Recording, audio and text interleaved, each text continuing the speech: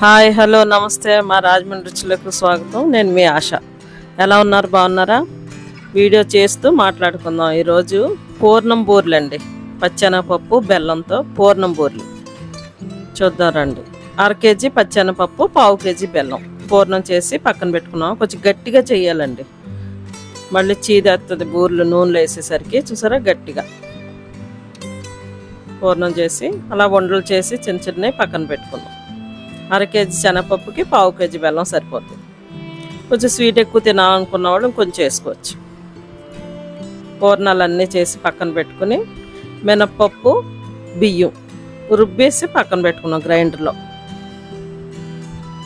Oil పొయ్యి మీద పెట్టుకుందాం. రిఫైండ్ ఆయిల్ అండి. మినప్పప్పు 1/4 కేజీ, 1/4 కేజీకి కొంచెం ఎక్కువ బియ్యం వేసుకుని రెండు కలిపి రుబ్బేయచ్చు. గ్రైండర్లో రుబ్బుకుంటే బాగా వస్తుంది పిండి, మిక్సీలో కన్నా. మిక్సీ అయితే కొంచెం గట్టి అయిపోతుంది. బూరెలు మెత్తగా చక్కగా ఉంటాయి గ్రైండర్లో రుబ్బితే. సరే, జాగ్రత్తగా ముంచి పిండి గట్టిగా ఉండాలండి.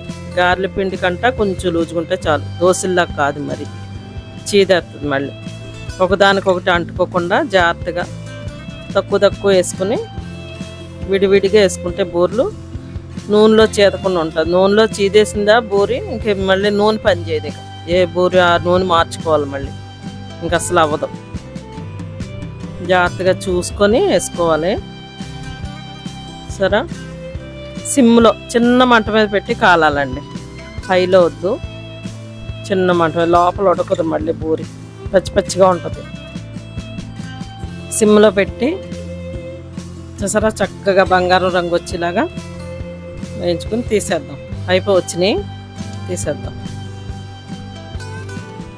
చిల్లి పడకుండా చూసుకోవాలి. చిల్లి పడిందా నూనె పీల్చేసుకుంటుంది బూరి. చాలా జాగ్రత్తగా వేయాలి. చూడండి, అబ్జర్వ్ చేసి అర్థం కాకపోతే మరోసారి వీడియో చూడండి. ఇంట్లో ట్రై చేయండి. ట్రై చేసి మీ కమెంట్స్లో నాకు తెలియజేయండి. చాలా టేస్ట్గా ఉంటాయి. రాజమండ్రి స్పెషల్ ఇది పూర్ణం బూరెలు అని.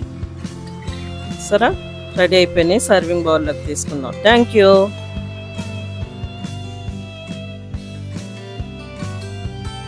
మా వీడియోస్ మీకు నచ్చినట్లయితే లైక్ చేయండి, మీ ఫ్రెండ్స్ అండ్ ఫ్యామిలీకి షేర్ చేయండి, సబ్స్క్రైబ్ చేయండి. మరిన్ని వీడియోస్ కోసం బెల్ ఐకాన్ని ఆన్లో పెట్టుకోండి. Thank you.